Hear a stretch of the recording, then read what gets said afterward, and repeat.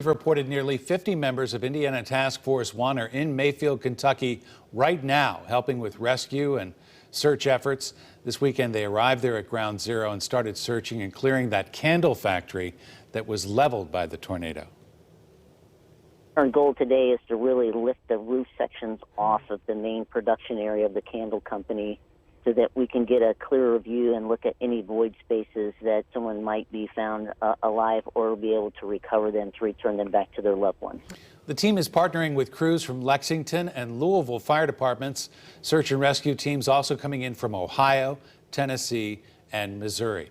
Midwest Food Bank is also providing relief for those caught in the path of the devastating tornadoes. The organization has 7 semi-trucks loaded with food boxes. It's working with the Salvation Army to assess the need and determine where that food will be sent.